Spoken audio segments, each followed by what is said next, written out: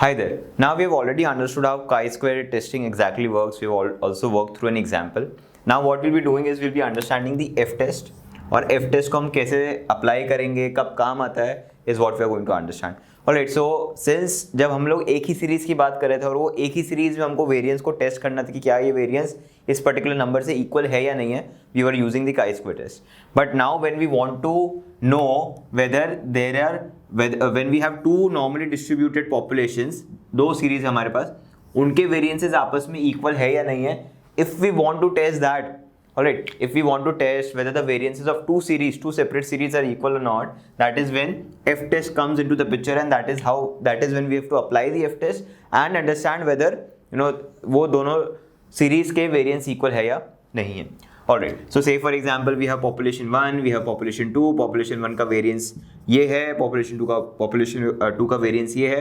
Again these are the population variances. हमको test करना है क्या वो equal है या नहीं है.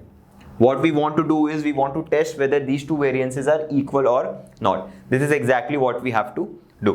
Alright, so before we come to this part and before we start testing it, I would like to tell you that this has been done on the basis of F-test. हम F-test को use करेंगे और उसके basis पे हम समझेंगे कि कैसे चीज़ें वर्क अराउंड करती है. तो F-test की कुछ प्रॉपर्टीज़ है जो हमारी chi-square की प्रॉपर्टीज़ थी उससे काफ़ी मिलती जुलती प्रॉपर्टीज़ है. जैसे chi-square हमारा राइट स्क्यूड था वैसे F-test भी हमारा राइटली स्क्यूड है. जैसे chi-square हमारा बाउंडेड बाई जीरो था वैसे ही F-test भी हमारा बाउंडेड बाई जीरो है. Alright, so these are two similar characteristics of the F-test which is very much equal to the characteristics of chi-square test. Alright, and one separate thing that is there for F-test is इसमें दो degree of freedom होते हैं. Alright, there are two degrees of freedom. chi-square में एक ही degree of freedom था n-1. यहाँ पे दो डिग्री ऑफ फ्रीडम होते हैं. दो डिग्री ऑफ फ्रीडम क्यों है यहाँ पे? बिकॉज हमारे पास दो सीरीज है, दो पॉपुलेशन है, उन दोनों पॉपुलेशन का जो भी हम सैंपल बना रहे हैं उन सैंपल्स में से हम दो डिग्रीज ऑफ फ्रीडम अलग अलग निकालेंगे. Alright, so will be figuring out two different degrees of freedom for this particular case and for the F-test that we are going to use. So make sure you know how to do that. तो ये चीज़ का हमेशा ध्यान रहे कि एक लौती ऐसी series है, लौता ऐसा टेस्ट है जहाँ पे आप दो डिग्रीज ऑफ फ्रीडम अलग अलग कैलकुलेट करते हो. Alright, so goes without saying you will be very easily able to figure out how the null hypothesis and the alternate hypothesis would work around. Alright, the null hypothesis is nothing but the population variance of the first series is equal to the population variance of the second series. उसको alternate बन जाएगा. Population variance of the first series is not equal to the population variance of the second series. Alright, quite easy, quite simple to understand this. ये हमारा to tailed में work कर रहा होगा. Alright, अगर हम वन टेल्ड की तरफ जा रहे हैं तो हमारे पास population 1 का जो वेरिएंस है वो less than equal to population 2 के वेरिएंस के बराबर है और हमारा ऑल्टरनेट में उसका ऑपोजिट आ जाएगा. लाइकवाइज नल में यहाँ पे आ जाएगा पॉपुलेशन 1 का variance is greater than equal to population 2 का वेरिएंस और अल्टरनेट में आपका पॉपुलेशन 1 का वेरिएंस लेस देन पॉपुलेशन 2 का वेरिएंस आ जाएगा. This is how exactly things work around. ठीक है, इस तरीके से ये चीज़ें आपको दिखती है. F का टेस्ट स्टैटिस्टिक क्या है? F is equal to S1 square upon S2 square है. ऑलराइट, chi-square में जैसे आपने देखा था n-1 into S square upon sigma naught square था, वैसे ही यहाँ पे टेस्ट स्टैटिस्टिक F का क्या है? S1 square upon S2 square है. दो सीरीज है आपके पास S1 और S2. Alright, there are two series. S1 square पहली सीरीज से आ रहा है, S2 स्क्वायर सेकंड सीरीज से आ रहा है. दोनों ही सीरीज के अपने अपने डिग्रीज ऑफ फ्रीडम होंगे. इसका n1-1 होगा, इसका n2-1 होगा. ऑलराइट, दोनों ही सीरीज के अपने अपने डिग्रीज ऑफ फ्रीडम होंगे. इन डिग्रीज ऑफ फ्रीडम को कैसे यूज करना है टेबल को देखने के लिए is what we are going to understand in the next video. Alright, but you need to understand कि ये इस तरीके से वर्कआउट करेगा. ऑलराइट, जो कैरेक्टरिस्टिक्स की हमने बात की थी F के बारे में वो आप यहाँ पे डायग्राम में देख पा रहे हो. It is a diagram which is bounded by zero on the left hand side. It is थोड़ा बहुत rightly skewed. Alright, so again symmetry तो है नहीं इसमें, तो यहाँ पे और यहाँ पे दोनों वैल्यूज जो आएगी वो अलग अलग आएगी जैसे हमारे chi-square में आई थी. Alright, now one very important thing that I would like you to understand is कि जब भी आप F-test करो, ऑलराइट, जब भी आप F-test करो तो जो S1 है जैसे आपको दो सीरीज दे दी जाएगी. ऑलराइट, एक सीरीज में मान लो टेक्सटाइल की बात हो रही होगी, दूसरे सीरीज में मान लो पेपर की बात हो रही होगी. तो जो भी सीरीज का वेरिएंस या स्टैंडर्ड डेविएशन बड़ा हो, ऑलराइट, उसी को आप वन सीरीज कंसिडर करना.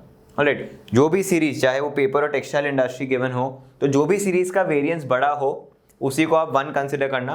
और जिसका भी कम हो उसको आप डिनोमिनेटर में कंसिडर करना। और इससे क्या होगा, f आपका हमेशा ग्रेटर देन 1 आएगा और आपको हाइपोथेसिस टेस्टिंग में काफ़ी चीज़ें ईजी हो जाएगी। ऑलराइट, हाइपोथेसिस टेस्टिंग में काफ़ी चीज़ें ईजी हो जाएगी।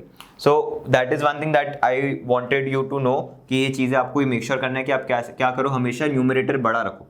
हमेशा न्यूमरेटर बड़ा रखो तो आपका f ऑटोमेटिकली ग्रेटर देन 1 आएगा and you will be able to make sure that f is greater than 1। So आपका हाइपोथेसिस टेस्टिंग में काफ़ी चीज़ें ईजी हो जाएगी। Alright, so that is one thing I would like to mention before you know move forward and understand the f test. आप कैसे उसको देख रहे हो। अगेन ये जो डिग्रीज ऑफ फ्रीडम है ये कैसे देखनी है आपको, यहाँ पे आपके पास 2 नंबर्स है, ठीक है।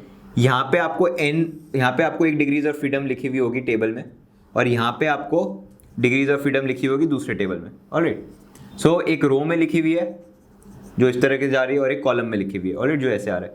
तो पहले आपको जो न्यूमरेटर में आप नंबर ले रहे हो वो डिग्री ऑफ फ्रीडम आपको यहाँ पे मार्क करनी है और जो आप डिनोमिनेटर में नंबर ले रहे हो वो डिग्री ऑफ फ्रीडम आपको यहाँ मार्क करनी है। जहाँ पे ये दोनों नंबर मैच कर जाए, वो आपकी क्या वैल्यू हो जाएगी, f की वैल्यू हो जाएगी। कौन से f की वैल्यू होगी, राइट टेल्ड वाले f की वैल्यू होगी यहाँ वाले की।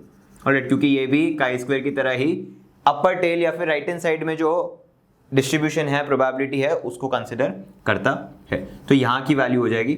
और अगर आप मेरा कहा मानो और s1 स्क्वायर को ऊपर रख रहे हो और s2 स्क्वायर को नीचे रख रहे हो जहाँ पे s1 बड़ा है, तो ये f की जो वैल्यू आ रही है, ये वाली जो हम देखेंगे अगले वीडियो में टेबल से, उसी से आप अपना rejection, do not rejection clear कर पाओगे। आपको एक f आएगा, ठीक है, f टेस्ट की वैल्यू आएगी, उसको आप सीधा ये f की टेबल वैल्यू से कंपेयर कर पाओगे। अगर इस साइड आएगा तो आप डू नॉट रिजेक्ट में आओगे, अगर इस साइड आएगा तो आप रिजेक्ट में होंगे। So try out the next example, you will understand it quite well how exactly it works around.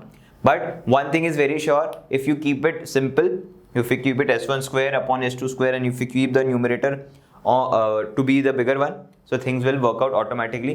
होगा क्या, आपको इसकी ज़रूरत ही नहीं पड़ेगी। ये मार्क ज़रूर करना रहेगा आपको 2.5% दोनों तरफ, बट आपको इसकी ज़रूरत ही नहीं पड़ेगी। इस वाले f की वैल्यू की ज़रूरत ही नहीं पड़ेगी, आपको केवल इस वाले f की वैल्यू से काम हो जाएगा। और इनफैक्ट टेबल के डिस्ट्रीब्यूशंस भी इसी तरीके से बने हुए कि इस वाली वैल्यू से काम हो जाए। So this is how exactly things work around and this is how exactly you need to understand कि आपको कैसे वैल्यू कैलकुलेट करनी है और कैसे वहां तक पहुंचना है। Alright, so make sure that you are watching the next video along with this video right after this, so that you are able to relate what we have studied to an example that we are going to discuss in the next video. Thank you.